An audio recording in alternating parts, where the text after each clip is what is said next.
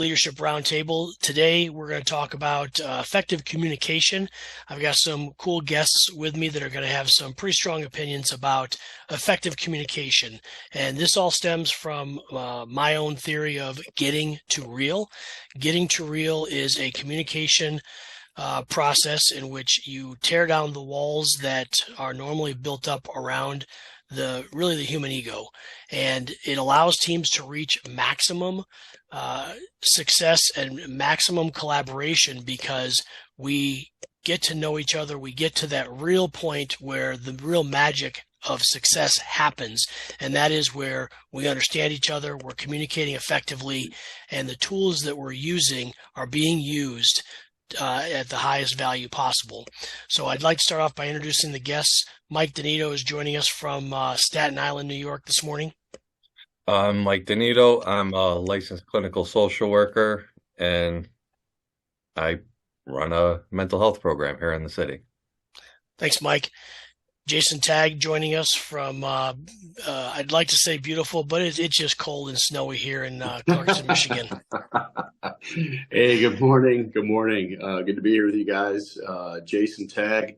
I've been in the security industry now for almost 25 years. And I've been on hiatus since last year, and I've been enjoying my semi-retirement with my family. And now I'm back looking for the next adventure. And so it's an honor to be here with you guys. And as always, sharpen the sword and share how we can effectively communicate so that, the team wins and not only hits the bullseye, or hits the target, but hits the bullseye every time. Thank you, Jason. I appreciate that. So just for those who didn't quite understand Jason's message, you should pay real close attention to his ideas today, because if you're looking for someone who not only is a security professional, but also someone who is a marketing and sales genius, who can come up with the solutions that the other people you're using today are not coming up with, which is causing you to get the same results, Jason's the guy you want on your team, because he will come out of the box with some solutions that no one was thinking of. And I can tell you firsthand, I've experienced it with 2 different companies working with Jason. So I want to dive into this because one of my heroes that I've written about a lot, I speak about him a lot, is John Maxwell. John's written a lot of books, and John was the catalyst for my leadership journey. Back as I believe I was 25 the first time that I listened to one of John Maxwell's books, and I've talked about it before, The 21 Irrefutable Laws of Leadership, and it really changed my world because it was the first time in my life that I stopped for a moment from thinking about myself, and I started realizing the ripple effect that my actions had on the world and the ripple effect that the world's actions were having on me. And that started a journey of self-discovery, of self-education, that just rocked my world. And so last year, John published another book about communication. And of course, I immediately dove in as soon as I could. And one of the great points that he made there, and there are a lot of really great points in that book, and anybody who's a John Maxwell fan would expect nothing less, was, making sure that when you communicate, that you've actually communicated. And that burden is really on us to make sure that our message is heard. And one of the things that John talks about is, don't ask if they understood. Don't ask if what you've said makes sense. Ask the audience, whoever your audience is, tell me what you understood about what I said. And I fall into this situation a lot where I hear something and I immediately apply all my own biases to it. And then when I start asking more questions, I realize they weren't even talking about what I thought they were talking about. And I formed this conclusion in my mind. And, I asked Mike to be a part of this because of his clinical background. So I'm going to defer to Mike first to share his opinion. And I do just want to put a disclaimer out there prior to Mike sharing his opinion that none of the opinions shared here today should constitute any form of counseling. Specifically for me, I am not a licensed counselor. These are just some professionals in their industry sharing their opinions. Mike, go ahead with your thoughts on pre-stamping your own biases on somebody else's words. How do I not turn this into a Psych 101? Bill us for the therapy, pal. So now everybody just go over to my website, book your sessions now. But yeah, so I mean, we all work in biases. I mean, it's learned experiences, past experiences, as you were talking about the ripple effect, right? Our past experiences, maybe in our teens, cause us in our 40s, 50s, 60s to still interpret something that we're hearing in a certain way. So, I mean, yes, biases are everywhere. And actually, I love the statement you just said. I haven't read the book yet about the communication with him, but I'm the person that'll sit there and say, hey, you know, blah, blah, blah, blah, blah. I mean, I'm in a leadership role. I have 35 plus people that work for me. I'll be like, any questions, concerns? And if nobody says anything, I move on. Yeah, it's the easiest pass go and collect your $200. Any questions or concerns? No, I just want to leave the room. Yeah, you know, so I mean, and then I sit there and I'm like, I sat there and explained this. So, I mean, like, why are you still doing this? But, you know, so I just learned something because I never thought of tell me what you understand, right? Because in my mind, the biases. I mean, I'll self-disclose, I'm an ADHD kid. So when people would be like, tell me what I just told you, I'd get offended. So, and that was how we dealt with ADHD in the 80s and 90s. I get it. You know, so, I mean, I guess that would be part of my biases of why I wouldn't do that. But I mean, to say, you know, tell me what you just heard, or how do you think it could be expressed, or how do you think that, you know, it could be implemented, what I just said, because that's going to require a way of, one, it's kind of a team building thing. How do you think I should do it? Or how do you think we should do what I just said? You know, because I'm not the person to come out and say, do step 1, step 2, step 3, step 4. This is what we got to accomplish. Let's accomplish it. So yeah, I guess I just blew myself up as not being a good leader in communication. You know, here's where I'll argue with that, Mike, is I think the mere fact that we're here today talking about how to be better communicators and putting it out there for others to watch, you know, one of the things Jason and I have talked about a lot is having the vulnerability to get out there. And, you know, Jason yesterday told me how self-deprecating I am, but, you know, and I do it on purpose because for too many years, the impression I gave people was how seriously I took myself. And what I learned was the moment, and I think, you know, that Jason might have known that version of me when we first started working together. But the moment I got out there and started showing the human side of, hey, you know what, I don't always have the answers. You know, and I'll tell you this, being a dad has taught me so much more about my parents than I ever realized, because, you know, you mentioned, you know, stamping as a teen, as, you know, from my own biases, growing up thinking, you know, parents know everything, you know, even as an adult going back saying, hey, Dad, my car broke down. This is what it's doing. What do I do? How do I fix this? And then realizing as a dad, as an adult, wow, they were just winging it. They were just figuring out as they go. They didn't know everything. They just had experiences that helped them make better decisions than what I had at the time. And so I think that I don't think it makes me or you or Jason a bad leader because we're like, hey, you know what? I learn something new every day. I've screwed that up. I think it makes us a stronger leader because we can look in that mirror and say, you know what? I probably didn't make the right decision yesterday. I probably misunderstood somebody. And I'm going to do a better job today of trying to understand where Mike is coming from or where Jason's coming from. Because what I have found personally is the quicker, and this is really where the whole getting to real stems from, is, you know, when I was a subordinate and I would go and get orders from a boss, you know, I never once stopped to think, what is the mission? Like, what's the outcome we want? All I heard was the order. What does he want me to do? And had I stopped to say and to understand, what is our goal, like end goal? What do we want this action to result in, or what do we want this action to set us up for, I probably could have executed whatever the mission was better. But instead, as a young leader, I would, snap into, I just got to do what my boss says or else. And, I've got to make myself look good, and just whatever he says, I'm going to go do. And like a good Labrador retriever, I would just go bashing through that door. Here's what I've got to get done. And in some cases, I'd make a bigger mess because I never stopped to ask enough questions to understand, or even to repeat back to him, hey, here's what I understood, what you wanted me to do. And that's where I got to this point. What was interesting was I met Jason about the time that I realized I had to write this down. I had to start teaching this because we were having miscommunications on our own team because everybody had their own preconceived bias of what was happening.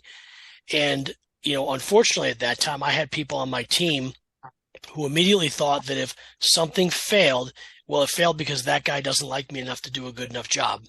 And, we didn't have that open communication to say, hey, maybe it failed because I didn't effectively tell you what the actual problem was. I just screamed because I pushed a button and the button didn't light up. Mm-hmm. And the button didn't light up because of 15 other things that were wrong. So I don't know. I do want to go back to one thing because Jason about choked when you mentioned the ADHD kid and getting offended when people ask you to explain yourself. I think that's really a super valid point because when you dig into the ego of communication, you have that issue. Now, I was going to make a New Yorker joke about you getting offended when people question your directions, but I think it goes a little bit deeper than that because we all get that way. We could be asked a question from someone close to us who we think knows us, we think trusts us and trusts our decision making. And I mentioned this in previous conversations, the whole idea of how would you even think that that's what I meant? Don't you know me at all?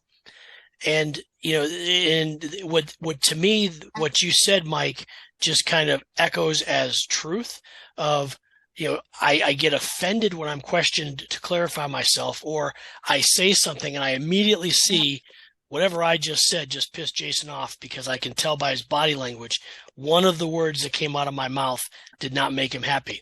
So, Jason, I want to flip it back to you, and probably with all my babbling, you might have forgotten about what made you choke. But that comment about getting pissed off when you're questioned to clarify yourself. Well, there's a couple things that just come to mind. So I think that Mike really touched on some things, and I'll call it generational. When you go back to, let's say, that ADHD overwhelmed mind as a child, generationally, you were the child, parent, do as I say, not as I do. There were these default settings that unfortunately are learned. Those biases, those prejudices, and those parameters kind of carry in. And so as you're kind of going through your journey, you're kind of conditioned to respond to your environment in those terms.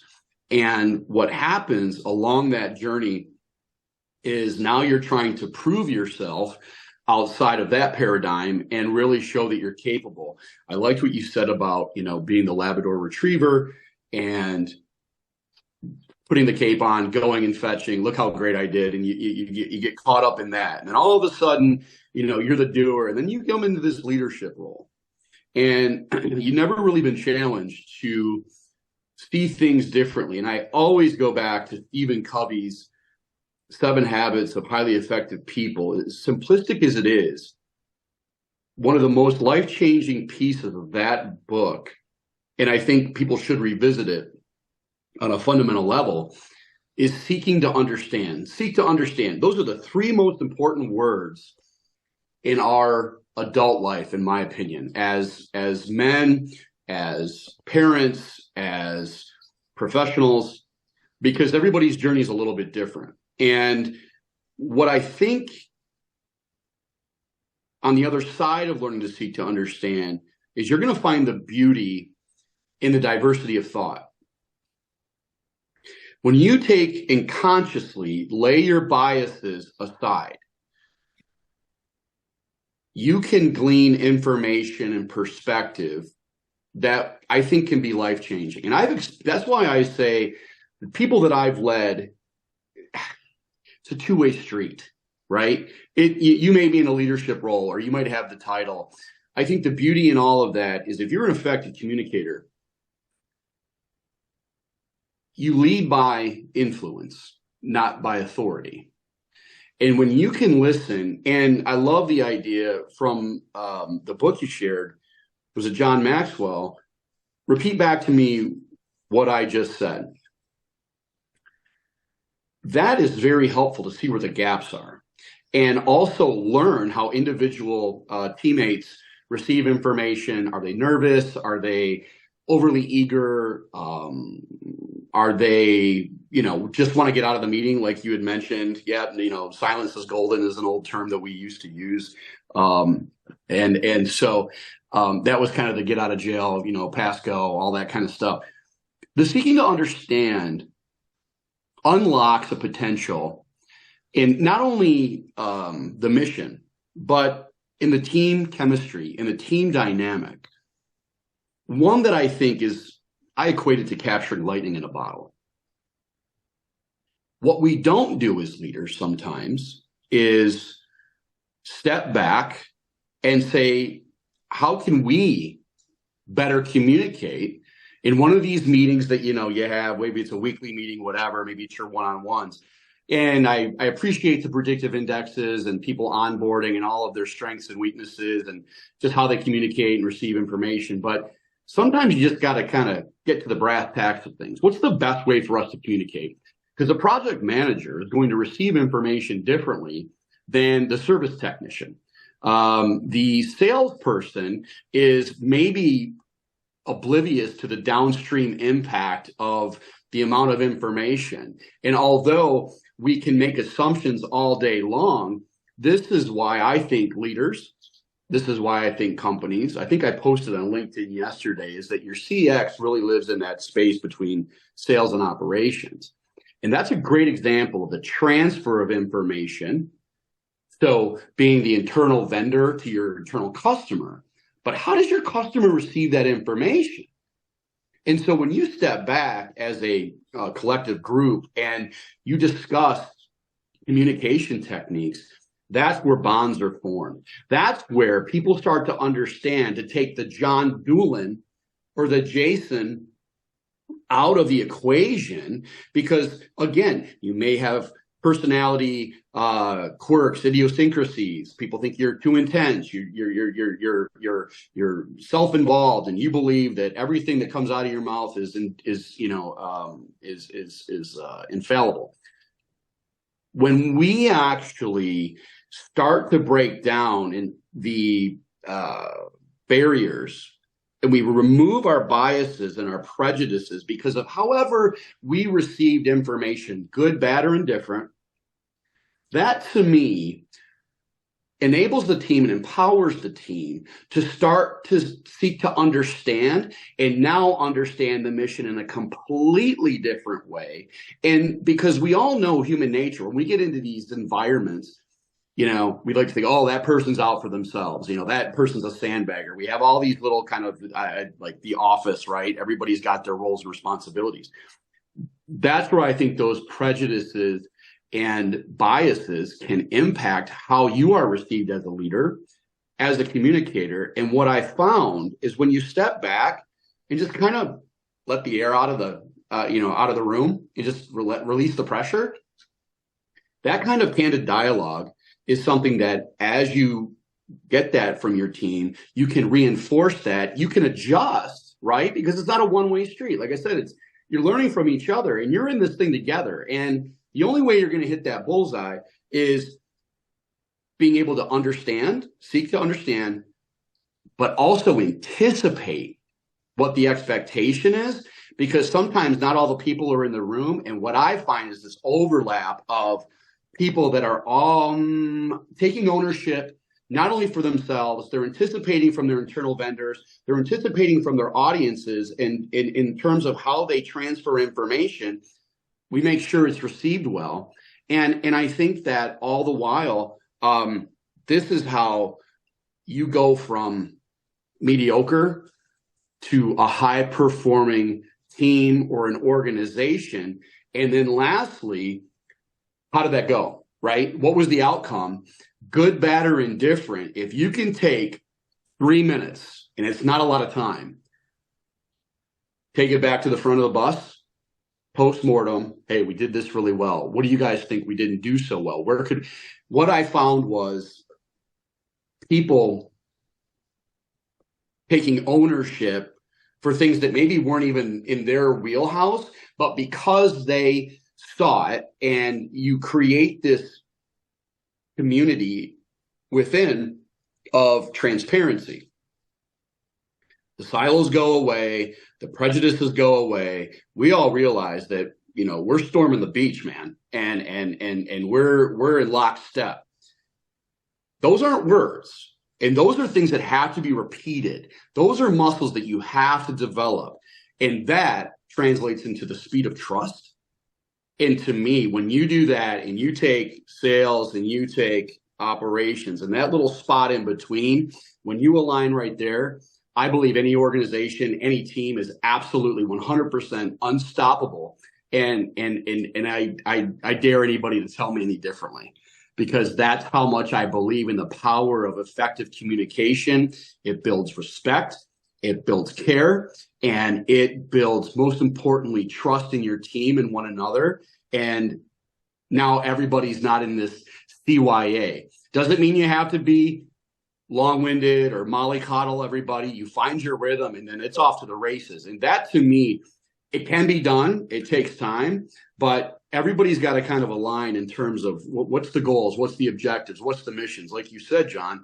And when you understand that, it takes the person out of the equation, and that's when the team organically comes together, and you're essentially all aligned, you're in lockstep, and you're all rowing the boat together. And if somebody falls down, hey, I got you.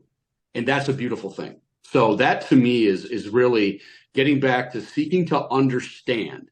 When you do that, that's transformational on many, many levels. Unfortunately, most leaders don't, because they're full of their own bullshit and they believe their own bullshit, and they're misaligned, they're to their maybe agendas. I get that and I respect that. But at the same time, if you want to become a winning organization and a winning cultural organization and a cross-functional team that gets it done, and now that customer experience does become your currency, game over. You've got the game beat as a company. And just when you think you do have the game beat, if you have that mindset, you're constantly evolving, you're growing, you're developing, and you're getting better, and you're just separating yourself from the pack. Now people want to do business with you. And I think, John, that's kind of the moment of truth for us, was taking all those biases, all those assumptions, all those emotions out of it, netting it out, getting down to the root cause. And then it was my responsibility to take it to the front of the bus, right? And retool everything end to end. And once teams see the art of the possible, and it doesn't matter what side of the counter you're on, it is transformational on a level that is hard to put into words. And I dare say we built a friendship that's going to be a lifelong friendship. And that's got to be the mission, man. You can't plan to fail, and you've got to serve, and you've got to align, and you've got to communicate. And if you're not effective, you might as well piss in the wind, because you're just going through the motions and hoping for a different outcome. And we know that's the definition of insanity. Yeah, you've touched on a lot there, Jason, that, it's got me thinking. And Mike, so a lot of what Jason talked about reminded me of, when we would prepare for missions in the Army. And I don't know, Mike, you had a completely different job than I had. But from an infantry perspective, we would always have, your pre-briefing, and that is, here is the ultimate mission, and here are all the different ways that we're going to get there. Here's your role. Here's your role. Here's your role. And it was an interactive session where it wasn't just a commander telling you what you were going to do. You actually had to repeat back how you were going to do it. And then there was the after action review, where you come back after the mission, you count up your losses, you count up your successes, and you determine, okay, what led to all of those, what worked, what failed, what didn't. And in the business world, you don't always have that opportunity. And the other thing, Mike, I'm curious from your perspective, and it might take a little bit to explain to everybody what you did in the military, but how did you guys, because I know you went through the same training, everybody does, but how did you deploy that type of lesson in the field? So going back to the military, but also I lesson learned here is Jason came up with a whole bunch of crap I want to respond to, and I wish I brought a notebook for this. I'm sitting here in my head just rattling off the key points to trigger remember it. I was looking for paper too. Like Jason rattled off some very, very solid nuggets in that one. So going back to the military, obviously I started out infantry. We discussed that, but after infantry, I moved into the SOF world as a civil affairs NCO. It was a lot of. It really depended on the leadership, right? I was on some teams where it was that major just saying, "Hey, you're going to do X, Y, and Z, and this is how it's going to be done. Here's your role. Here's your role."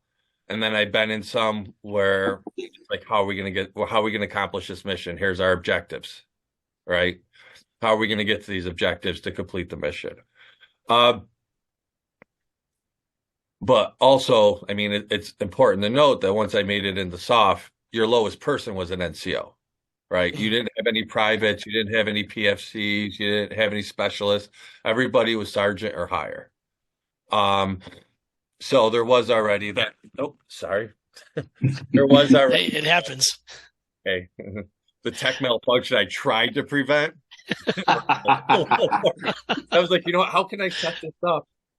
So it doesn't look like it's bouncing around on my lap, but it's a solid table. Didn't work out for me. See? I peed, right? We roll with it. But so it's important to note that for my final, I'd say roughly 5 years, everybody had leadership training, so there was that level of respect. And when I say that level of respect, I mean, John, going back to where you brought regular infantry, right? It was sergeant, sir, like everybody had their rank. It was, I'm Mike, you're John, you're Jason, Jason could be a colonel, John, you could be a master sergeant, but it was that we knew who each other were. We knew everybody's rank. That was never a thing, but just the fact that we used first names was made to create more of an equal, inclusive team feel. Everybody felt valued. And it was, I always remember it as being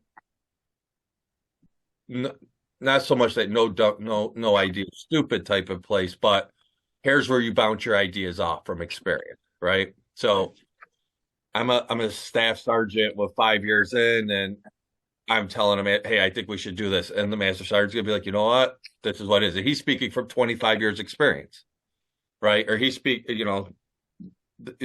everybody's speaking from their experience, but it was always a healthy place, right? Now, if I came to some off the wall stuff of, hey, let's jump in from, they're going to be like, come on, dude, you're just being dumb.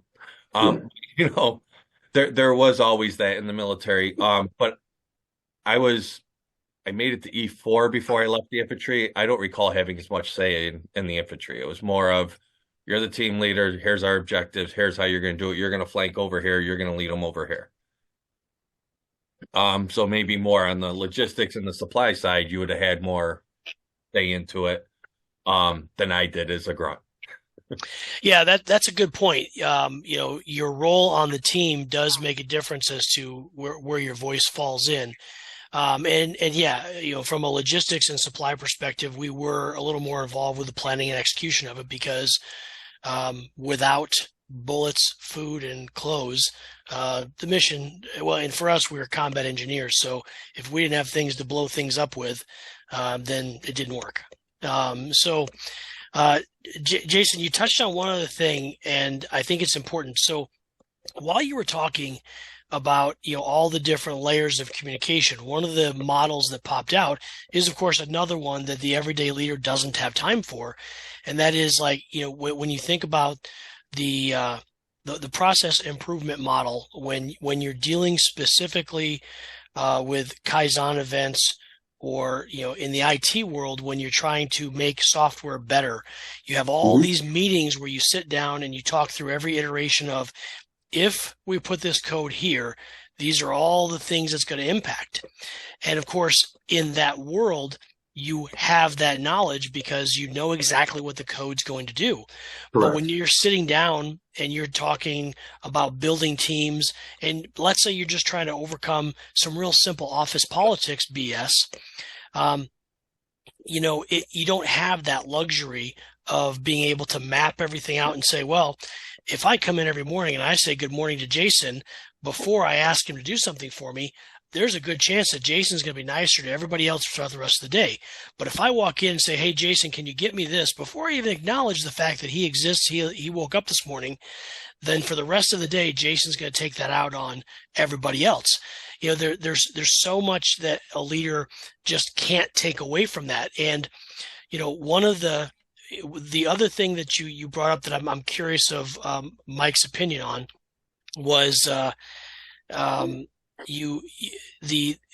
we're talking through John Maxwell's lesson, and in this conversation alone, as we talk about clear communication, your version was, or the words that you used were, tell me what I just said. And as you said that, I thought to myself, I'd be pissed off if somebody said, tell me what I just said. My wife does that to me all the time, and I have no idea what she just said. I'm like, why is she asking me that crazy question? But part of these leadership roundtables is I'm hoping that, if you're watching this, that there's something you take away. I hope that we make you laugh in the process and we show you that, nobody is perfect. But an applicable lesson here could be, hey, can you tell me how you're going to achieve that? Or one of the things that, as I transitioned away from having a team into what I'm doing now, one of the things I started doing on my meetings was, instead of me recapping what I think I just said to everybody, I tell them in advance, I'm going to turn the microphone over to you. That's right. At the end of this meeting, and you're each going to have an opportunity to report back what you took away from this and what our next steps are. And that's going to help the entire team understand what we're doing here. And the other thing it does, Mike, the point you just made a second ago is, when you're an E4 infantry person, it's when you get to that point where you have a say, where somebody says, hey, tell me how you're going to help us impact this mission, it changes the ownership in that lesson. Yeah, and it's empowerment to the 10th degree. I think it's how you deliver that, and I'd like to think that Terry Bean, the way that he delivers his messages, it is not to be authoritative, but it's to empower others to go ahead and make a call, have say, right? And they understand that you're ensuring that they got the right information, the right message, so that they can execute appropriately. And I think that moment of truth from an empowerment perspective, a lot of leaders don't even extend that courtesy. And that to me is a very bonding moment. And when you can do that, and again, it's how you deliver the message. And the other thing is there's nothing wrong with having a little curiosity, because whether it's the most veteran or the most junior, they may repeat back something that you didn't see, right? And it could change the arc of the mission, or maybe, again, because of the diverse people around the table, seeing things differently, receiving it differently, it can change the trajectory of the entire mission. And that's why, to me, you as a leader or a servant leader, you do that to make sure, A, that they're empowered, they're properly equipped, but also give them a voice because they too have something of value that they can share with the group, and you may have never thought it. And I cannot overstate how many times, because I do not have all the answers. I am humbled by that, because that's why I think the team dynamic is so incredible when you dive into effective communication, because it can impact you. It can change the way you see things. And quite frankly, you can learn a lot if you just listen. Yeah, I mean, let me just jump in here, because a lot of what you guys are saying, and like I said, I'm the ADHD child. I've been sitting here bouncing my leg like it's going out of style. Jason, you just trigger me to have to jump in. I'm like, okay, got to be respectful. I'm on camera. Can't just start cutting them off right now. But I mean, taking this past communication, everything we're talking about is creating culture. Yeah. Right. We're creating that culture within our team to where that low man on the totem pole feels they can tell me as 3 levels up from them, hey, true, I don't think this is going to work because of X, Y, and Z. I mean, I think we've all concluded that none of us have the answers. I mean, but if you create that culture to where, Jason, you were saying, and I'm probably not going to quote you properly, but you were saying like going to the front of the bus is saying, hey, here's what happened. Where did we mess up? And creating that place where somebody could take ownership and not fear repercussion, right? Right. I felt, because I view my role as a director as a mentor, right? I mentor my line staff that want it. I mentor my supervisors I supervise. I mentor the administrative supervisor I supervise. I'm their mentor. That's right. I tell everybody, as long as you're not harming yourself, our clients, or the public, it's a learning experience. Take risk. Like don't take a risk that is going to harm somebody. Right. And we could talk about what happened after. Right. You don't need to feel that you're froze, you're bound within, like, you have to talk to Mike before you can make any decisions, because that incapacitates the program. I need you to be able to feel you could think on your feet and move in time. Not there's a crisis and you got to wait 2 hours until you can get me after the meeting. What are your thoughts? What are your thoughts on the positive side of that? So you said, what did we do wrong? What can we learn and improve upon? But from your perspective, I like to celebrate even the little wins. And the reason why is it just reinforces, but it reinforces it from a peer-to-peer perspective, right? It's not coming from the leader. And so when the team can kind of cross-functionally acknowledge what they did really well, it reinforces and it maybe inspires new ideas, thoughts, mode of operation. Hey, I want to be able to do that in my kind of chamber of the job. And so what are your thoughts on that? And again, not getting too deep into it, but having that balance, because again, we all like attaboys. I get that. Yeah. But when you're recognized by your peers and you are acknowledged publicly like that, again, that to me, that's a very special thing, and it's very powerful, because you see everybody start to kind of align differently, right? Not just doing the job, but really getting fulfillment, getting value, knowing that they're working together, and they not only know the obligation to self, but they know the obligation of their team. So I'm betting that a lot of times, and what I saw with my own eyes, and I had, the crusty curmudgeons end to end that have always been doing it. They had their default settings. And upon my last exit from my last company, the feedback that I got was nothing short of emotional. And people who I thought, they've been doing it for 100 years, probably had 2 or 3 years left till retirement, candidly tell me the impact it made, that they still think about the methodologies that I was mentoring to make sure that the impact was going to be my legacy, and it was going to be the mode of operation for them to take it to the next level, empower them in my absence. So what are your thoughts on how do you balance that? Is that important? Is it not important? And again, I'm a big boy. You're not going to hurt my feelings. No, it's definitely important. I mean, for the purpose of, not to sit here for an hour giving a lecture on this. I Sure. like the hardest part I found as a leader is to create that level of buy-in, right? That level of ownership of your job, right? Because we do have a lot of people that just have jobs, not careers, Yes. not passions. They have jobs. They're here to get a check. They're going to do the bare minimum. To create that, as well as creating an environment where you don't fare, right? You don't fare to acknowledge your mistakes. You don't fare to take ownership. In the military, with writing counseling statements, I was always taught you sandwich. You start out good, you tell them what they need to improve, and you wrap up on a good note.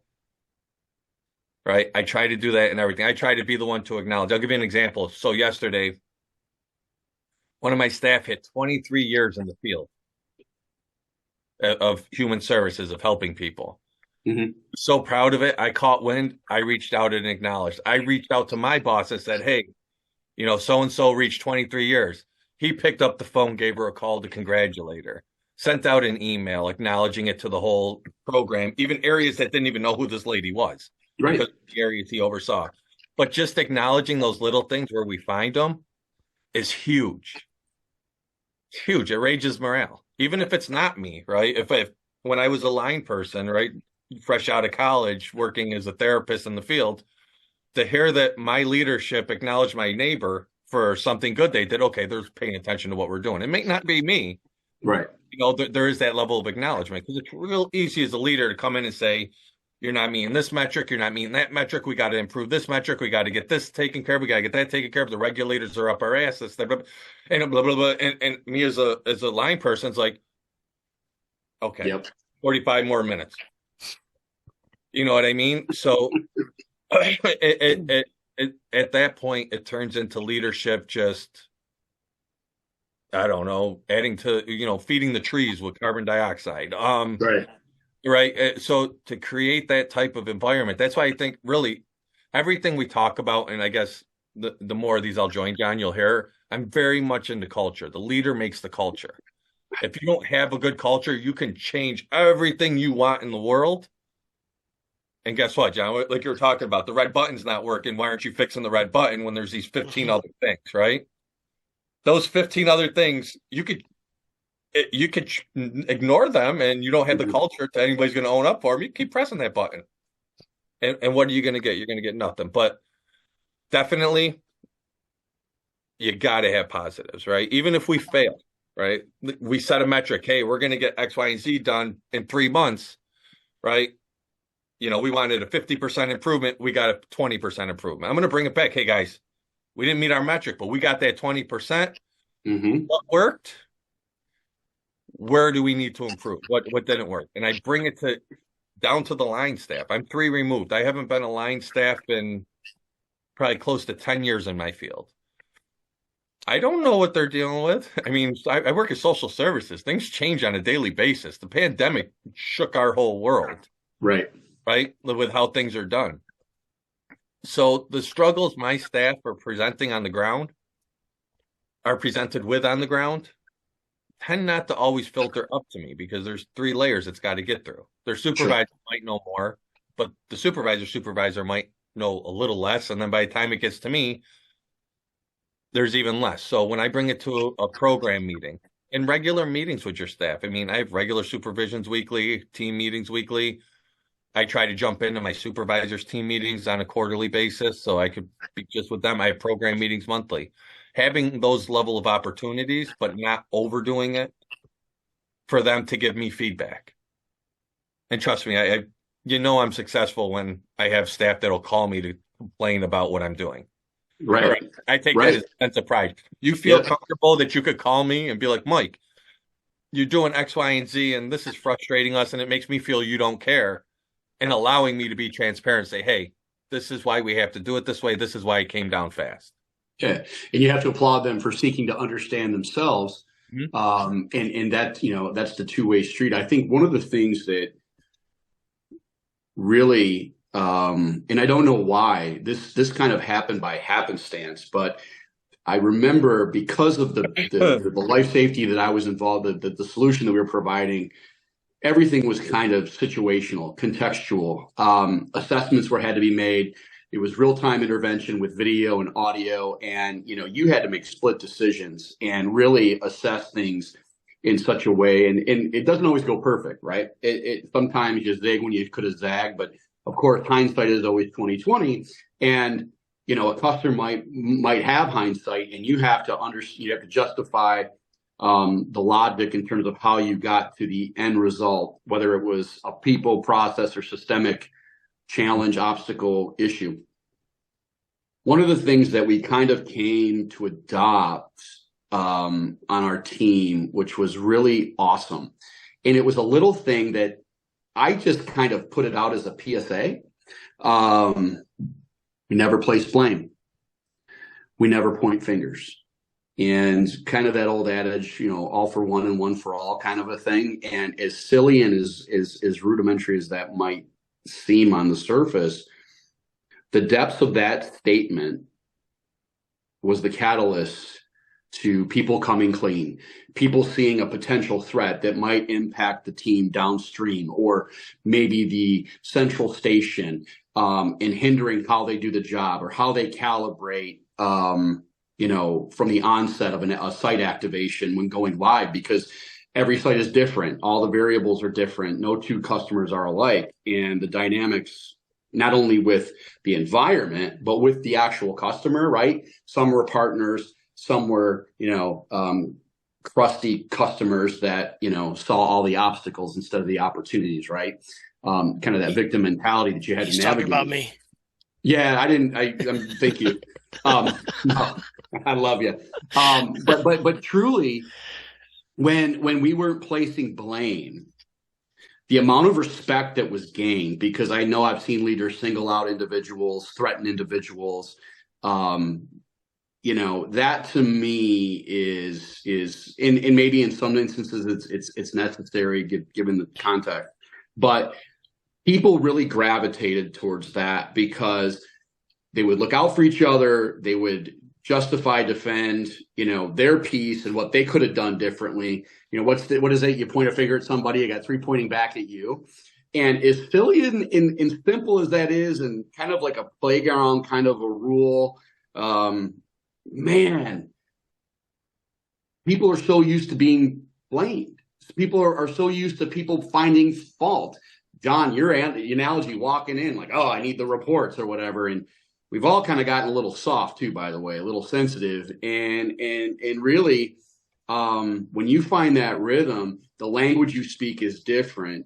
But that's one of the things that kind of goes without saying. But I think if you reinforce it over time and have kind reminders, it makes people remember that they are in a safe space, that they are a collaborative, valued team member, and they're a major contributor to the success of this organization.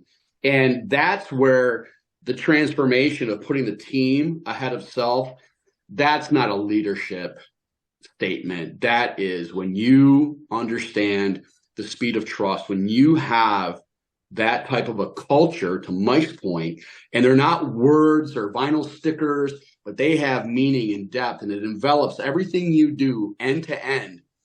And you continue to get better.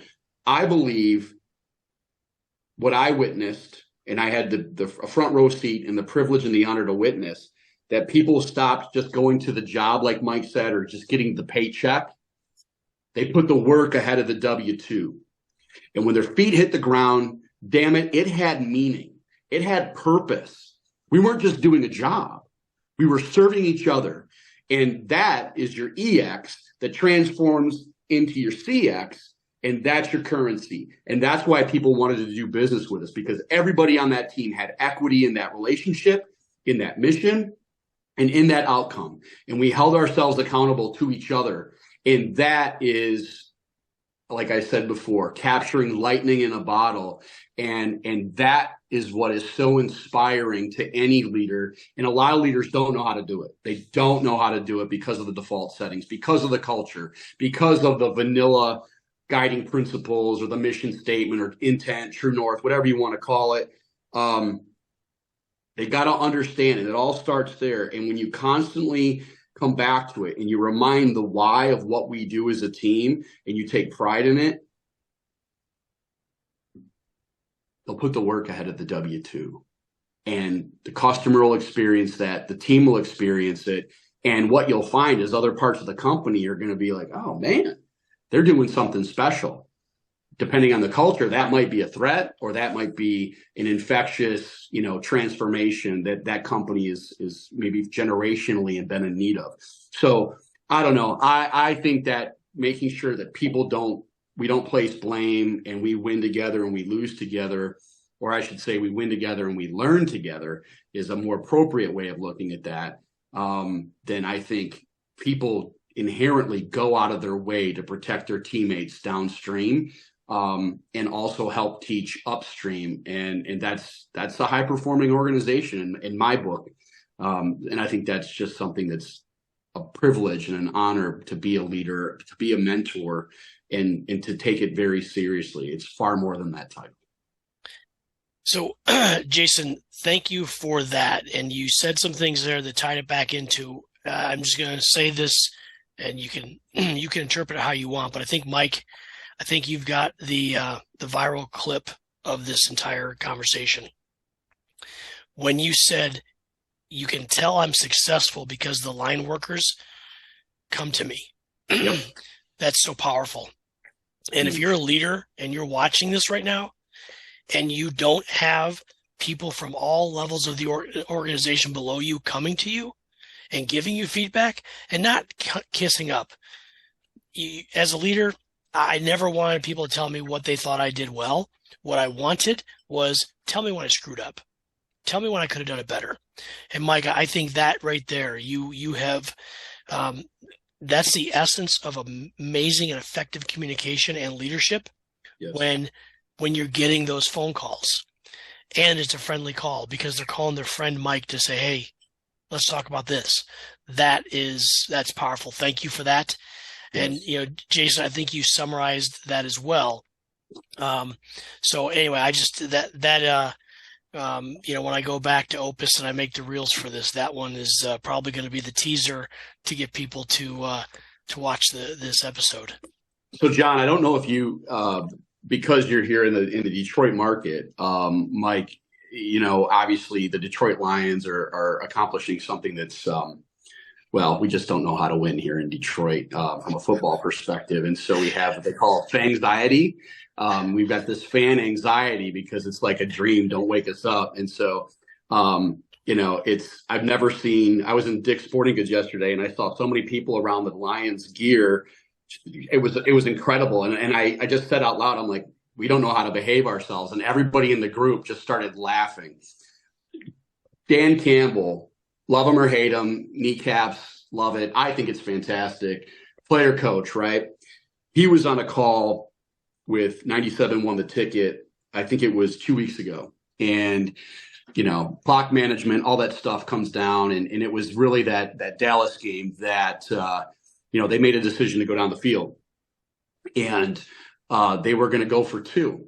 And so what happened was, in that, they were locked in and they went for it. And in my book, they actually executed the mission. But of course, in Jerry Land and Jimmy Johnson night, the WWE referees guided that whole thing.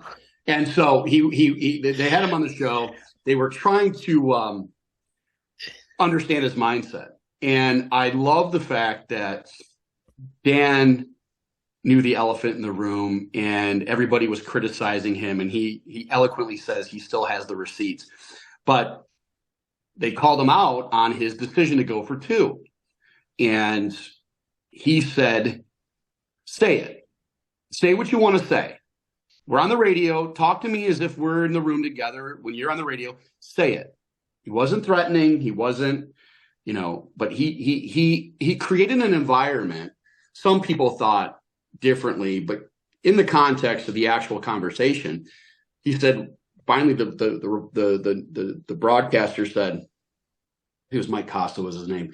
He said, okay, well, he was like, say it. And he goes, I thought it was reckless.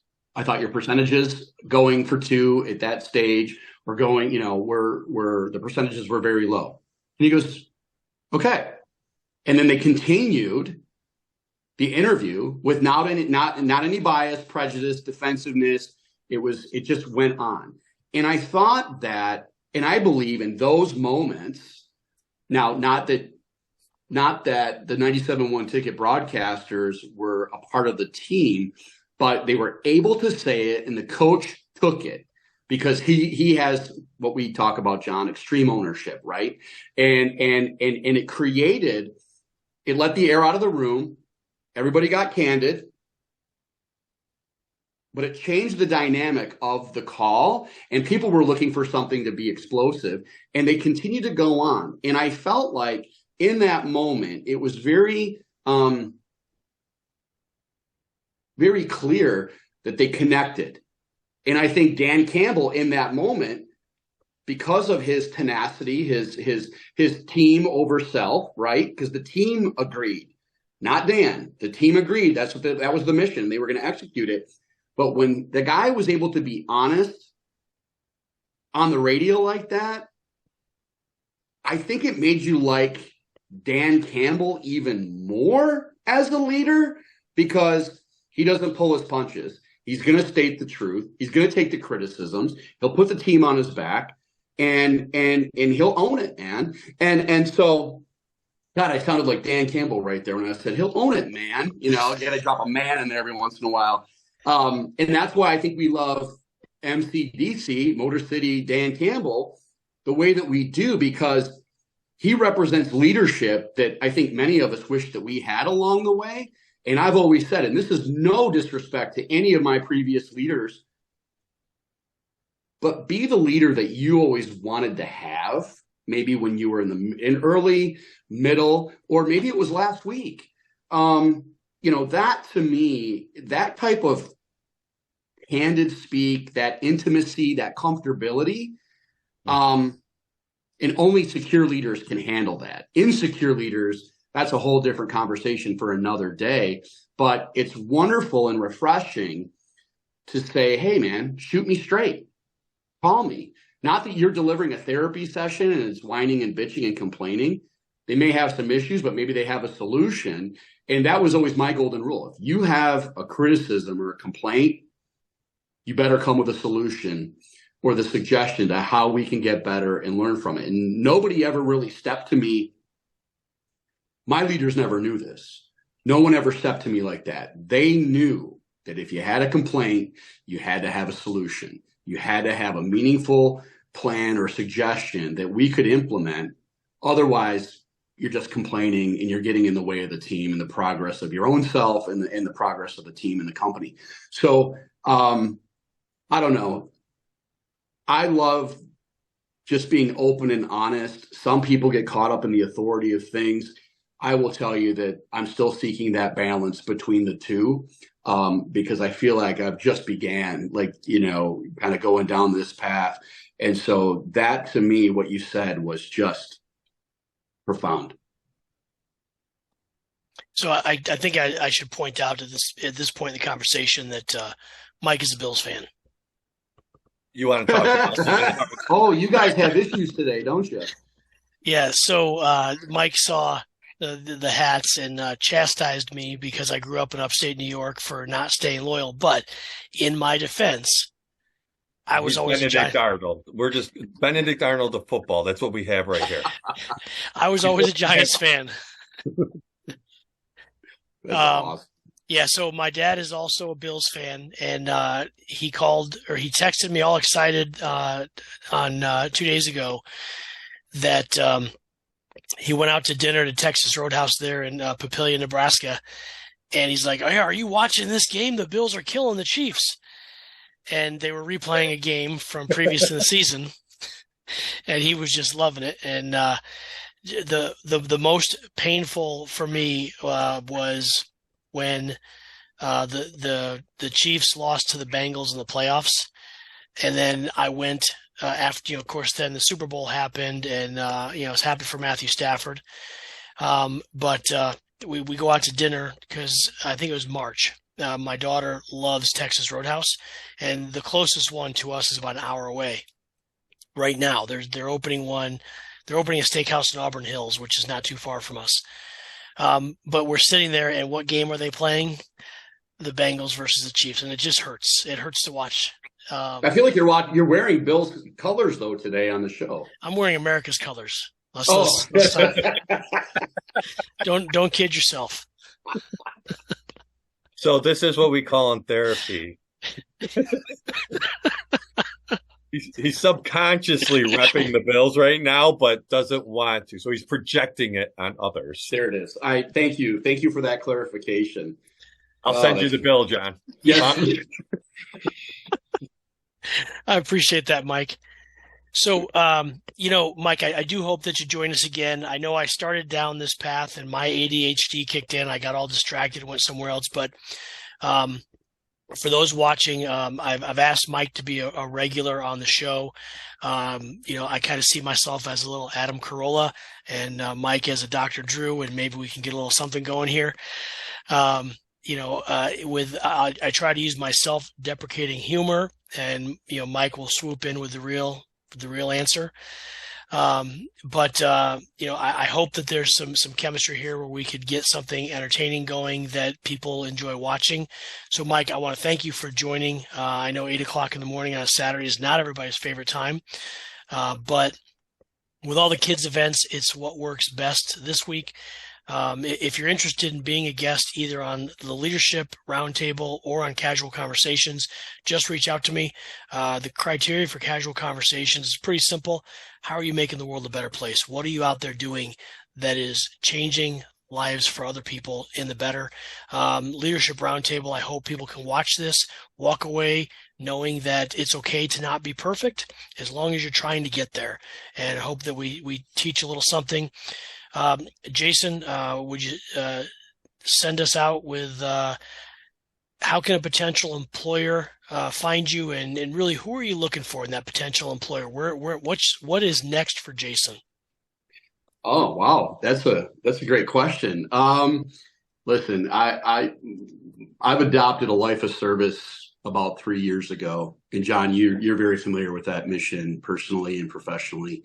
And so for me, like I said, I don't call it the next job or the next gig. It's the next adventure. And, you look at, again, going where the gaps are, really building that bridge between sales and operations, and everything you do, beginning with two things. One, beginning with care and the customer experience. And I believe if you take care of the customer, you take care of the company, everything will work itself out. And so, as I'm looking at the next journey, I'm not running, I'm walking, because I get to be selective now in the culture that I associate with, because, like Mike, culture over strategy, man. Culture is everything.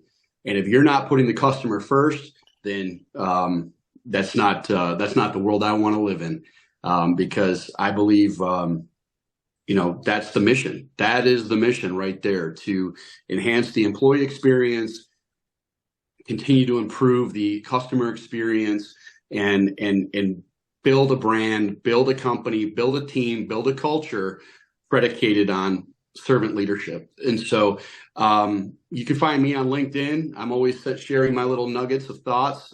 Mike, it's great to meet you. So glad I could trigger you today. I enjoy that. I'm sure we're going to have some more meaningful discussions on and offline. And I appreciate you guys including me this morning and getting me out of bed at 8:00 on this beautiful Saturday here in snowy Michigan. And I wish you all the best until we meet again.